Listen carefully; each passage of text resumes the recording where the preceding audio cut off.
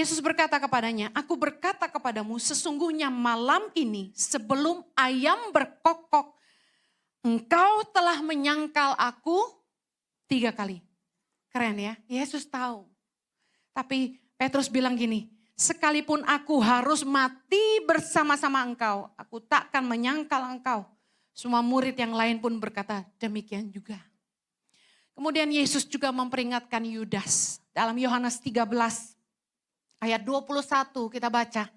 Setelah Yesus berkata demikian, ia sangat terharu lalu bersaksi, aku berkata kepadamu, sesungguhnya seorang di antara kamu akan menyerahkan aku. Kita lompat ke ayat 25, kita baca sama-sama. Murid yang duduk dekat Yesus itu berpaling dan berkata kepadanya, Tuhan, siapakah itu? Jawab Yesus, dialah itu yang kepadanya aku akan memberikan roti sesudah aku mencelupkannya. Sesudah berkata demikian, ia mengambil roti, mencelupkannya dan memberikannya kepada Yudas anak Simon Iskariot. Ayat 27, dan sesudah Yudas menerima roti itu, ia kerasukan iblis. Maka Yesus berkata kepadanya, apa yang hendak kau perbuat, perbuatlah dengan segera. Do it quickly. Kalau bahasa anak muda, let's get over it. Kalau Anda nonton film The Last Supper, Anda akan paham betul setiap ayat demi ayat, kisah demi kisah menjelang penyaliban Kristus. Dan memudahkan pendeta yang mengkorbankannya. Well, dari ayat-ayat yang kita baca ini, jelas meskipun Yesus tahu bahwa Yudas akan mengkhianati dia. Tapi kenapa Yesus tetap mengundang Yudas datang ke perjamuan terakhir? Karena kalau Anda baca di firman Tuhan dalam Matius 26, ketika murid-murid bertanya kepada Yesus, kita akan mengadakan perjamuan Paskah di mana?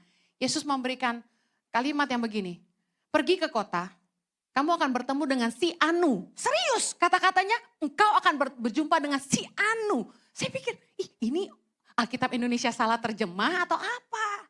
Mungkin terjemahan aslinya someone, you will meet someone. Begitu dirahasiakan, yang akan memberitahukan kepada, kamu berkata kepada dia bahwa guru mau mengadakan perjamuan Paskah di rumahmu. Waktuku sudah tiba. Jadi ada orang yang memang sudah Yesus janjian sama dia untuk bikin perjamuan di rumahnya. Dan begitu dirahasiakan, Anda nonton di film The Last Supper, tempat di mana Yesus mengadakan perjamuan terakhir itu sangat dirahasiakan. Kenapa? Karena saat itu Imam Besar Kayafas telah menyuruh orang-orang untuk mencari Yesus dan menangkap dia. Karena itu nggak boleh ada yang tahu mereka ada di mana, Yesus ada di mana. Kalau Yesus tahu bahwa Yudas akan mengkhianati dia, bahwa Yudas lah yang akan menjual dia dan memberitahukan tempat di mana Yesus berada, mengapa Yesus masih mengundang Yudas datang? Bisa aja kan dia cuma undang 11 murid kayak kita, kalau kita nggak senang sama teman komsel yang ABCD, kita bikin grup baru waktu kita mau ngundang makan waktu kita ulang tahun. Ada amin?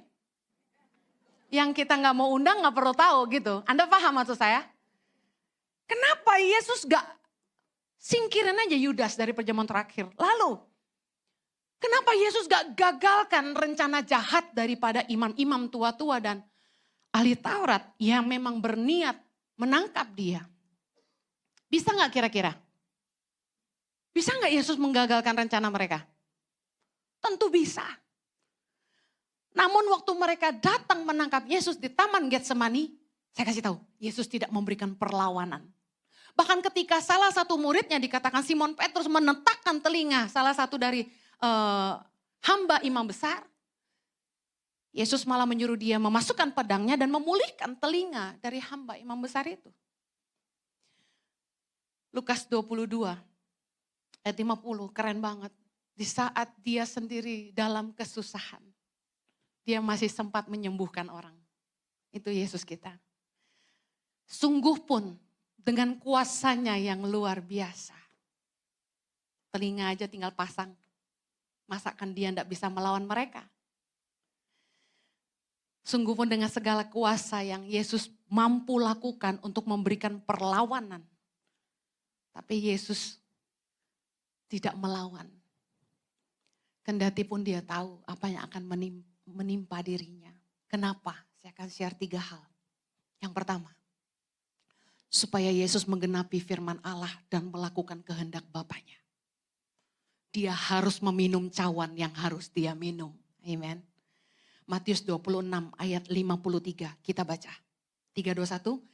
Atau kau sangka bahwa aku tidak dapat berseru kepada Bapakku supaya ia segera mengirim lebih dari 12 pasukan malaikat membantu aku. Ayat 54. Jika begitu, bagaimanakah akan digenapi yang tertulis dalam kitab suci yang mengatakan bahwa harus terjadi demikian. Ayat 56. Akan tetapi semuanya ini terjadi supaya genap yang ada tertulis dalam kitab nabi-nabi. Lalu semua murid itu meninggalkan dia dan melarikan diri. Yesus menyerahkan dirinya. Tidak ada yang bisa menangkap dia kalau dia tidak menyerahkan dirinya. Amin. Orang banyak pernah mau dorong Yesus di jurang. Tapi dia bisa menghilang dari tengah-tengah mereka. Apa susahnya malam itu dia terbang. Tapi dia menyerahkan dirinya untuk menggenapi kitab suci. Menggenapi firman Allah. Yohanes 18 ayat 11 kata Yesus kepada Petrus, sarungkan pedangmu itu waktu Petrus mau bela dia. Bukankah aku harus minum cawan yang diberikan Bapa kepadaku? Kadang-kadang orang Kristen gak mau susah. Tapi ketahuilah dalam hidup ini kalau kita lewatin pergumulan yang seizin Tuhan. Kita beroleh kasih karunia. Adalah sebuah kasih karunia ketika orang harus memikul penderitaan yang tidak harus dia tanggung, kata firman Tuhan. Kita bisa belajar dari Yesus, ikut Tuhan itu tidak mudah. Ikut Tuhan itu jangan cari mudahnya aja. Kalau Anda ikut Tuhan tidak mau bayar harga, tidak bisa. Yesus aja taat sama kehendak Bapa. Dia menyerahkan dirinya untuk melewati apa yang dia harus lewati. Dia minum cawan yang memang dia harus minum. Hamba Tuhan kalau tidak mau bayar harga diomongin orang karena hidup mewah yang tidak bisa jadi hamba Tuhan. Orang Kristen kalau tidak mau ditegur karena kesalahan melakukan hal-hal di luar kebenaran ya tidak bisa jadi orang Kristen. Ikut Tuhan harus mau menyangkal diri dan pikul salib. Amen. Yesus pernah minta cawan itu lalu dari hidupnya. Tapi dia menyerahkan kehendaknya kepada kehendak Bapa. Mari belajar dari ketaatan Kristus. Dan kita bisa melihat bahwa tujuan hidup Kristus jelas hanya melakukan kehendak Bapa. Apakah kehendak Tuhan dalam hidupmu penting? Saya dan suami bersyukur karena dia bekerja di dalam kami sehingga kami taat melakukan kehendaknya. Bukanlah kemuliaan hari ini yang kami lihat di titik awal kami menyerahkan hidup kami. Tapi salib yang kami pilih, pikul dan penyangkalan diri. Kalau Tuhan kasih kemuliaan, segalanya hanya bagi Tuhan. Amen. Saya percaya hari ini pun ada salib yang saya harus pikul. Menuai begitu banyak cercaan. Tapi membuat saya melihat bahwa memang saya harus lebih sungguh-sungguh hidup sebagai hamba Allah. Saya mengerti kenapa orang banyak kecewa sama pendeta dan saya berkata, saya tidak lebih baik dari siapapun, tapi saya tahu bahwa inilah salib yang saya harus pikul sebagai hamba Tuhan. Karena mengambil apa yang harusnya kita tidak ambil. Tangan pengharapan merupakan panggilan yang tidak mudah. Nanggung hidup begitu banyak orang tidaklah gampang. Kalau saya bisa letakkan dengan sukacita, saya serahkan. Kalau ada perusahaan yang mungkin Pak Paulus Bambang ketemu dan punya CSR 3,5 miliar sebulan, tolonglah jodohkan dengan tangan pengharapan. Dengan sukarela saya serahkan tongkatnya. Anak saya pernah tanya sama saya, Mama, are you rich because you have a foundation? Apakah Mama kaya karena Mama punya yayasan? Saya kasih tahu dia, kamu tidak akan mau yayasan ini.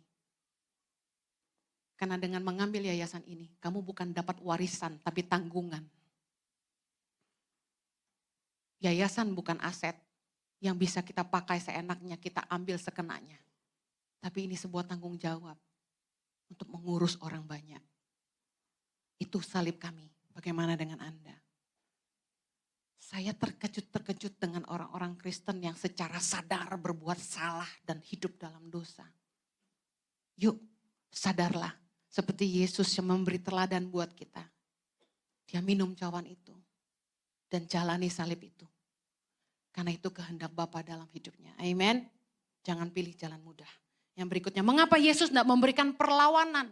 Yang pertama tadi, supaya dia menggenapi kitab suci dan melakukan kehendak Bapa. Yang kedua, supaya Yesus dapat menyatakan kasihnya bagi dunia. Hanya darah anak domba yang dapat menghapus dosa dunia. Ibrani 10 ayat yang keempat, kita baca sama-sama. 3, 2, 1.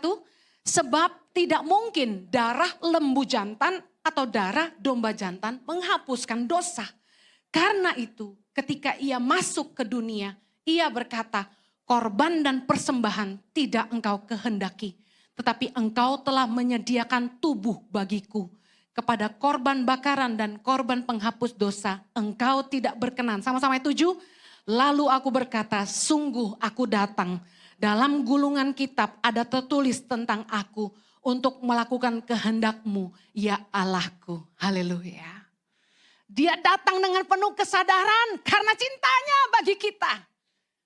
Dia datang menyerahkan dirinya karena cintanya bagi dunia. Yohanes 3 ayat 13 bilang ini, tidak ada seorang pun yang telah naik ke sorga selain daripada dia yang telah turun dari sorga, yaitu anak manusia.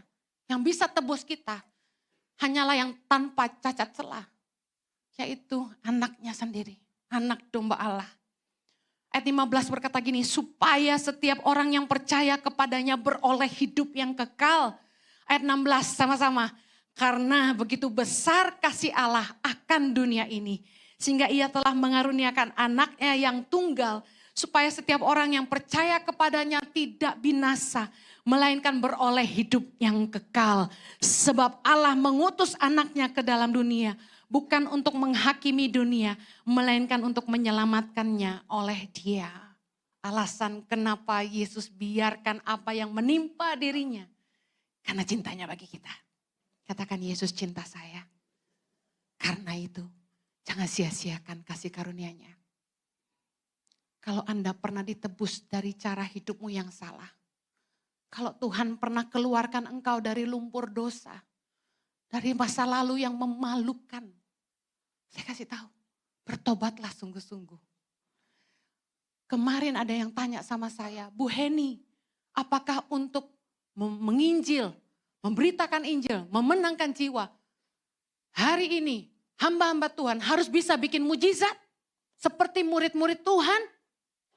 Saya kasih tahu, saya tidak tertarik untuk memperdebatkan karunia ataupun jawatan yang Tuhan berikan kepada hamba-hamba Tuhan dengan cara yang berbeda. Tapi saya percaya dengan cara apapun Tuhan pakai kita, cuma satu tujuannya, untuk menghantar jiwa-jiwa bagi kerajaan sorga. Percuma Anda saya kepret-kepret sampai pingsan di sini kalau hidupmu tidak berubah. Percuma Anda minta didoakan, ditumpang tangan, diludahi, tapi kalau hidupmu tidak berubah. Saya kasih tahu, Tuhan lebih tertarik kepada perubahan hidup, bukan demonstrasi kuasanya.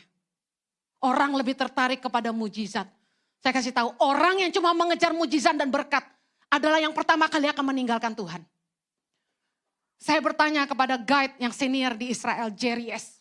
Paham betul Alkitab, sejarah dan bahasa Ibrani. Saya tanya gini, waktu Yesus ditangkap, kemana orang banyak yang mengikuti dia? Bukankah dia memberi makan lebih dari 5.000 laki-laki? Kemana mereka semua? Kalau saya punya 5.000 pasukan, masakan saya tidak dibela? Di mana mereka waktu Yesus ditangkap? Saya kasih tahu, kalau Anda baca dalam kitab firman Tuhan Matius 21, ketika Yesus dielu-elukan ketika mendekati kota Yerusalem, di mana mereka meletakkan jubahnya, mengambil ranting-ranting untuk Yesus naik keledai, kemudian lewat di atasnya, mereka berkata, Hosana, Hosana. Mereka di mana? Saya kasih tahu, mereka mulai meninggalkan Yesus satu persatu ketika masuk ke kota Yerusalem. Why? Karena mereka takut. Yerusalem adalah pusat pemerintahan kekuasaan Herodes. Mereka takut kepada Romawi. Karena itu ketika mereka melihat, wow, Yesus masuk ke Yerusalem, mereka pergi mundur teratur. Yang tertinggal di Yerusalem hanya Yesus dan murid-muridnya, nonton The Last Supper. You will understand why. Kenapa waktu Yesus ditangkap? Crowd, khalayak ramai yang berteriak salibkan dia bukanlah kerumunan orang banyak yang berkata Hosana. Different crowd. Crowd yang ada di Yerusalem adalah orang-orang yang telah dipengaruhi oleh para imam, ahli Taurat dan imam besar. Mereka lah yang ingin menyalibkan Yesus. Sementara orang yang dapat mujizat makan bersama-sama dan ketika Yesus bikin mujizat 5 roti 2 ikan. Saya kasih tahu, mereka yang makan berkat, makan mujizat itu pergi meninggalkan dia. Mereka yang pertama kali meninggalkan dia. Bukan Yudas, bukan Petrus. Yang pertama kali angkat kaki adalah orang banyak. Karena itu saya dengar baik. Jangan kejar ketenaran, jangan kejar nama besar, jangan kejar pujian, penghargaan dari orang-orang di luar rumah Anda. Karena ketika Anda dalam masalah, mereka lah yang pertama kali akan lari meninggalkan Anda. Tapi orang yang akan tetap tinggal bersama Anda di masa-masa sulit Anda adalah orang-orang yang sering Anda tinggal di rumah. Amen. Don't choose crowd over your family. Buat saya, anak saya paling penting. Suami saya lebih penting. Saya nggak mau terima undangan kemana-mana meskipun mereka berkata ada 3.000 orang, 5.000 orang. Saya kasih PK 10 juta, 50 juta. Saya bilang enggak, yang terakhir 100 juta. Nanti kita dengar tahun depan berapa. Saya bilang gini, anak saya butuh saya. Suami saya butuh didampingi. Terlalu ganteng nanti dicolong orang. Tangan pengharapan perlu diurus. Jemaat IJI harus diurus. Amen. Saya memilih enggak khotbah tempat lain. Haleluya. Dia datang meminum cawan yang dia harus minum. Karena dia mengasihi kita. Mari jangan sia-siakan kasih karunia-Nya. Yang terakhir, kenapa Yesus tidak kasih perlawanan ketika dia tahu itu akan menimpa dirinya. Supaya Yesus menyatakan kuasanya dan membangkitkan iman murid-muridnya.